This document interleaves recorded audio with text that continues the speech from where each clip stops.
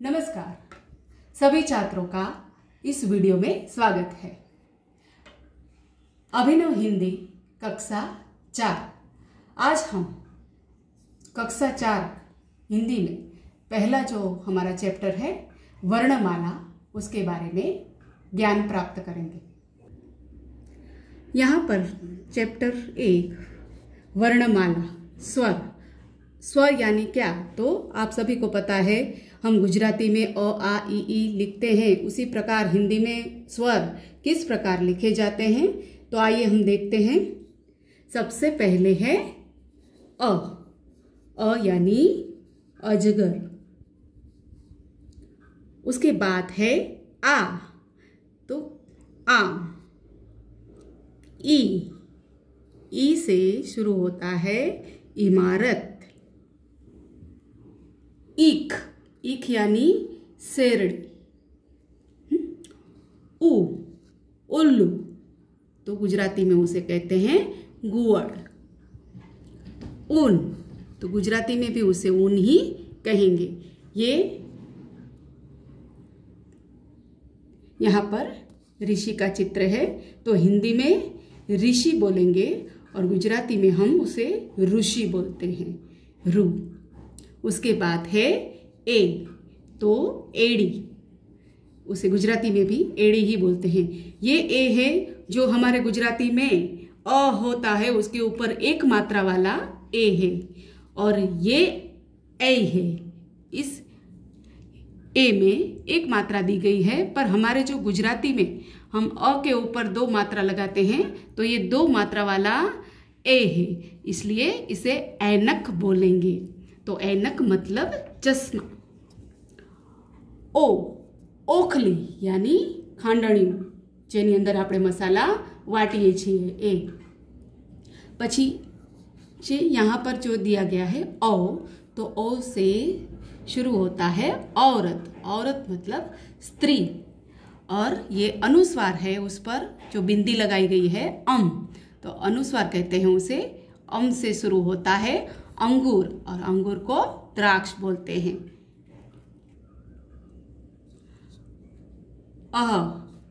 ये अ के पीछे 2 बिंदी लगाई गई है, तो उसे विसर्ग कहते हैं।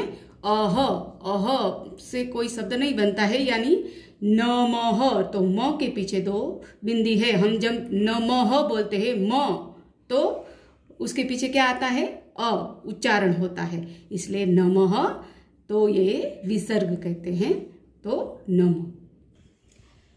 देखो, हमने पाठ्य पुस्तक में स्वरों को देखा। अब यहाँ पर हम ब्लैक बोर्ड में स्वर देखेंगे।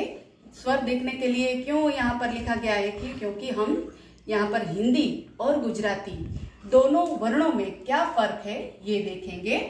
तो यहाँ पर जो अ लिखा है, उसके ऊपर जो ये रेखा खींची गई है, तो हम हिंदी में लिखते हैं, तो कोई भी अक्षर हो, शब्द हो, तो उसके ऊपर हम रेखा खींचते हैं। तो इस रेखा को क्या कहते हैं, देवनागरी लिपि कहते हैं।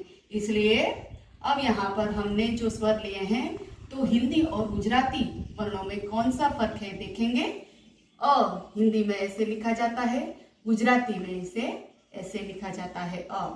उसके बाद आता है आ, तो इस दोनों वर्णों में फर्क है। गुजराती में इसे इस प्रकार से आ लिखा जाता है।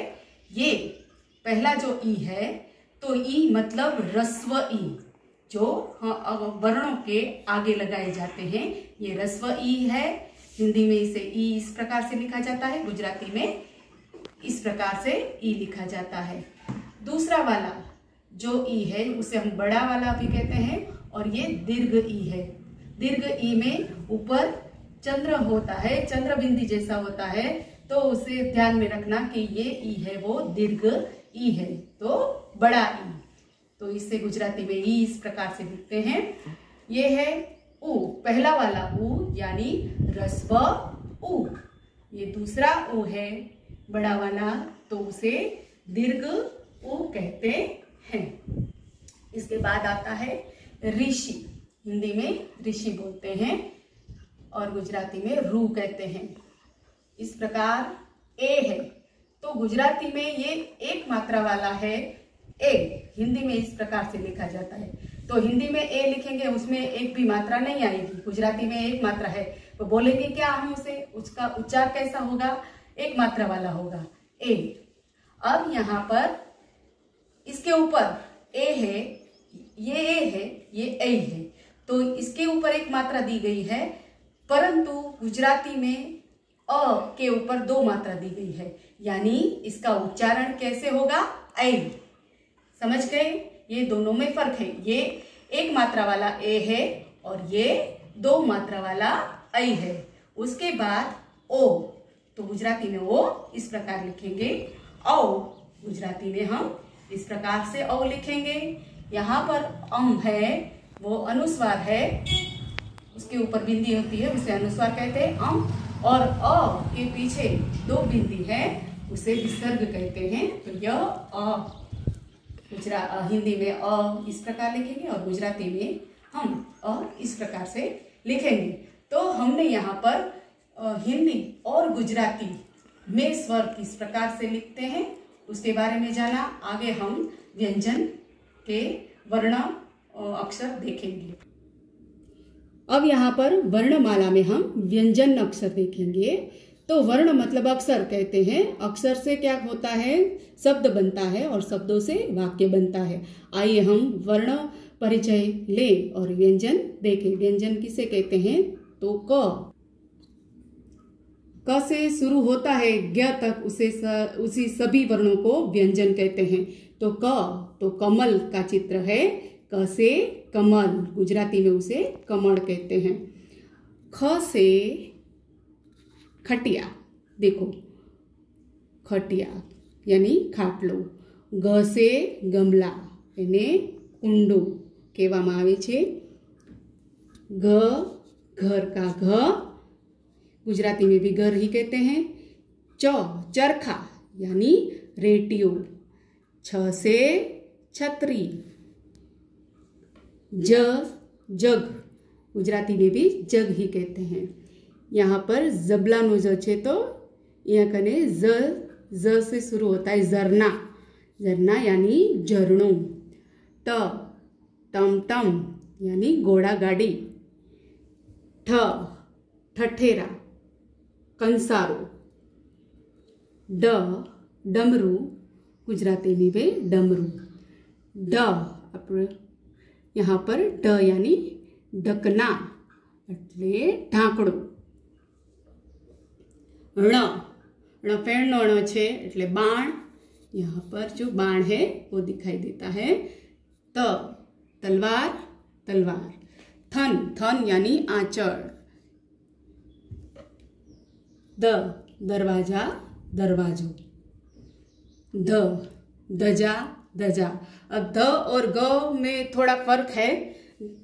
धजा है उसके ऊपर जो यहाँ पर राउंड शेप में होगा, द लिखेंगे हिंदी में तो क के प्रकार होगा, पर यहाँ पर जो राउंड है तो उसे देखकर आपको पहचानना है कि ये द है।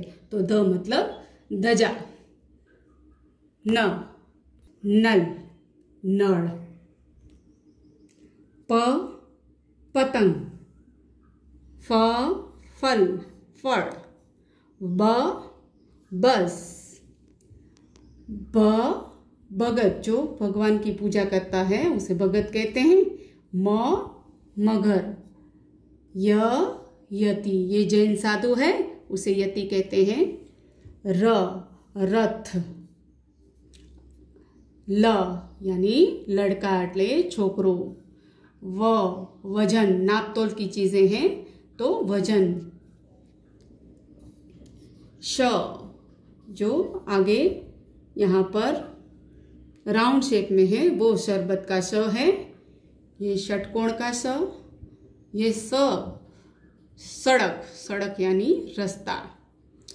हल, जो किसान होता है वो हल चलाता है, हल। क्षत्रिय, क्षत्रिय। यज्ञ का ज्ञ और ज्ञान का भी ज्ञ। उसके बाद त्र, तो पत्र और श्रवण, तो श्रवण। अब हिंदी में क से लेकर श्रवण तक वर्ण परिचय हमने देखा। ये सारे व्यंजन वर्ण है। चलो, व्यंजन में हमने चित्र में देखा, उसी प्रकार से हमने शब्द भी देखे, पर गुजराती और हिंदी में क्या फर्क है ये देख ले। व्यंजन में तो हिंदी में क इस प्रकार से लिखते हैं, तो नीचे क गुजराती में इस प्रकार लिखते हैं क ख। तो ख में भी फर्क है, गुजराती और हिंदी दोनों में। ग समान है, ग हिंदी में भी उसी प्रकार लिखा जाता है, और ये गणपति का ग भी इसी प्रकार लिखा जाता है। घर का घ और गुजराती में भी घर का ग समान है। भिन्न वाले शब्द जो है ये च है, हिंदी में अलग लिखा जाता है और गुजराती में अलग से लिखा जाता है। हिंदी में च इस प्रकार लिखा जाता है, गुजराती में च इस प्रकार लिखा जाता है। और छतरी में कोई फर्क नहीं है, छ में कोई फर्क नहीं है, गुजराती हिंदी दोनों में समान वर्ण लिखे जाते हैं। उसी प्रकार अब ज, तो ज में फर्क है। ज हिंदी में इस प्रकार लिखते हैं जमरूक का ज, तो गुजराती में इस प्रकार, दोनों में भिन्नता है। जबला यानी झरना हमने देखा था, ये जबला नो ज આપણે ગુજરાતીમાં કહીએ तो दोनों वर्णों में फर्क है, हिंदी और गुजराती में। ट और ट समान है, ठ और ठ समान है, ड और ड समान है, ड और ढ समान है। अब ण पेण, આપણે पेणનો ण कहीए છીએ એમાં फर्क है। तो यहाँ पर ण है, बाण देखा था हमने व्यंजन में, चित्र में बाण, तो ये ण है। और गुजराती में ण इस प्रकार लिखा जाता है। त और त में कोई फर्क नहीं है, थ और थ में कोई फर्क नहीं है, द में फर्क है। यहाँ पर द दरवाजा, तो यह इस प्रकार से गुजराती में द लिखा जाता है। दजा और धजा दोनों में, यहाँ पर राउंड शेप है, यहाँ पर खुला भाग है। तजा न में कोई फर्क नहीं है। प सेम है। फ, अब प में फर्क है, फ, तो यहाँ पर फल और फ दोनों में फर्क है। ब, इस वर्ण में भी फर्क है हिंदी और गुजराती में। ब इसमें भी भिन्न है, ब हिंदी में भिन्न है और गुजराती में भी भिन्न लिखा गया है। म है वो समान है हिंदी और गुजराती में, यह भी हिंदी और गुजराती में समान लिखा जाता है। र भी समान लिखा जाता है। और ल में फर्क है, ल हिंदी में इस प्रकार लिखते हैं, गुजराती में इस प्रकार लिखते हैं। व में कोई फर्क नहीं है, श में भी कोई फर्क नहीं है, षटकोण का स में भी कोई फर्क नहीं है, और सड़क का स में भी कोई फर्क नहीं है। इसी प्रकार ह, क्ष और ज्ञ, ये सारे समान हिंदी और गुजराती में समान वर्ण है। आज हमने स्वर और व्यंजन का परिचय लिया। इसके आधार पर आप अब स्वर और व्यंजन लिख सकते हैं।